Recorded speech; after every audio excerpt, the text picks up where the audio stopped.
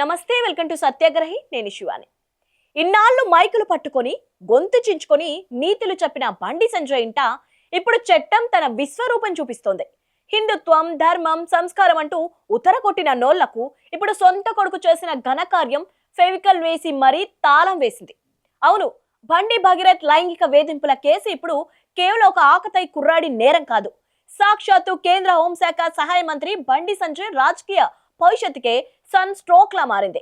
అసలు ఈ కేసులో జరుగుతున్న డ్రామా ఏంటి, తండ్రి చేస్తున్న సెటిల్మెంట్ ప్రయత్నాలేంటి, మధ్యవర్తి సంగప్ప అసలు కదేంటి అనేది ఈ వీడియోలో చూద్దాం. నేరం జరిగి 4 రోజులైంది. ఒక మైనర్ బాలికకు అన్యాయం జరిగిందని తల్లడిల్లిపోతుంటే మన పోలీసులు ఏం చేస్తున్నారబ్బా? నిందితుడిని పట్టుకోవడంలో ఫెయిల్ అయ్యారా, లేక బండి అనే పేరు వినగానే కాకి డ్రెస్సులు వణికిపోయి పక్కకు తప్పుకున్నాయా? ఇది ఇప్పుడు రాష్ట్ర వ్యాప్తంగా సాగుతున్న చర్చ. నిందితుడు బండి భగీరథ్. ఈ పేరు చెప్పగానే పోలీసులకు ఇన్వెస్టిగేషన్ మర్చిపోయి ఇన్విటేషన్ ఇవ్వాలని అనిపిస్తోందా? చట్టం అందరికీ సమానమే అని పోటులు పెట్టే మన కాకీలు మంత్రి కొడుకు దగ్గరికి వచ్చేసరికి ఎందుకు సైలెంట్ అయిపోయారు? ఇక్కడే అసలు వింత మొదలైంది. బాధితురాలి తల్లి చెప్తుంటే వింటే ఎవరికైనా రక్తం మరిగిపోతోంది. భగీరథ్ స్నేహితుడు శ్రీరామ్, ఈయన కారు వెళ్లి బాధితురాలి పైనే రివర్స్ లో ఫిర్యాదు చేశాడట. అంటే కొట్టేవాడు మనోడైతే అరిచేవాడు నోరు మూయించడం అంటే ఇదేనేమో.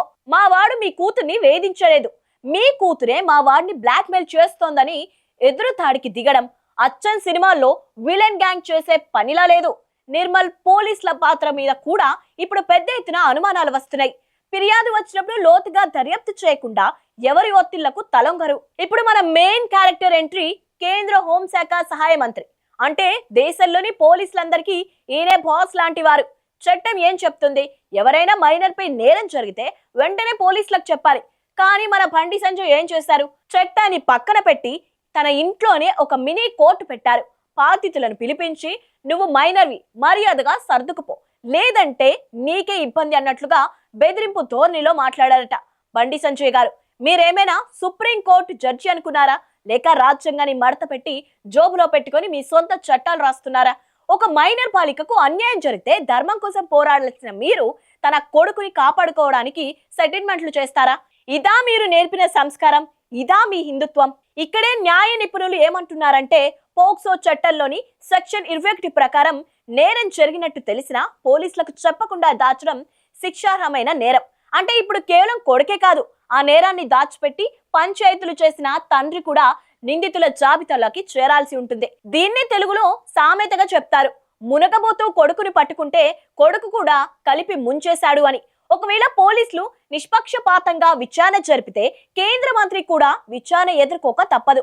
అవసరమైతే అరెస్టు కూడా చేయొచ్చని లాయర్లు చెప్తున్నారు. ఈ కథలో మరో ముఖ్య పాత్ర సంగప్ప. మన మంత్రికి కుడి భుజం లాంటోడు.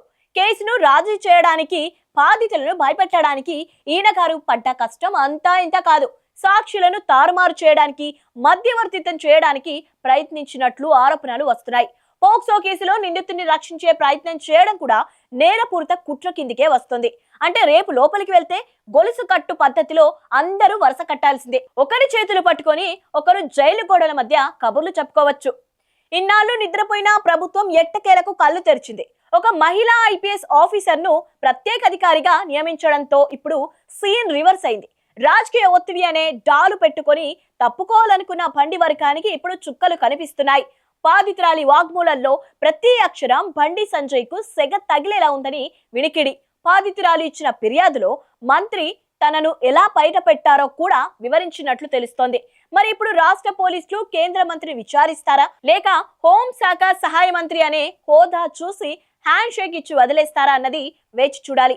బండి సంజయ్ గారు, గతంలో మీరు వేరే వాళ్ళ ఇళ్లలో చిన్న పొరపాటు జరిగితేనే జెండాలు పట్టుకొని రోడ్ల మీదకు వచ్చేవారు. మహిళల రక్షణ, హిందూ ధర్మం అంటూ ఊగిపోయేవారు. మరి ఇప్పుడు సొంత కొడుకు ఒక మైనర్ బాలిక జీతంతో ఆడుకుంటే మీ ధర్మం ఎట్టిపోయింది. సెటిల్మెంట్లు చేయడం ఏ ధర్మంలో ఉంది? ఇది ధర్మ యుద్ధం కాదు సంజయ్ గారు. ఇది మీరు నమ్మిన విలువలకే మీరు చేస్తున్న అవమానం. ఒక కేంద్ర మంత్రిగా మీరు పోలీసులకు నిందితుడిని అప్పగించాల్సింది పోయి ఆయన్ని కాపాడే ప్రయత్నం చేయడం ప్రజాస్వామ్యానికే సిగ్గుచేటు.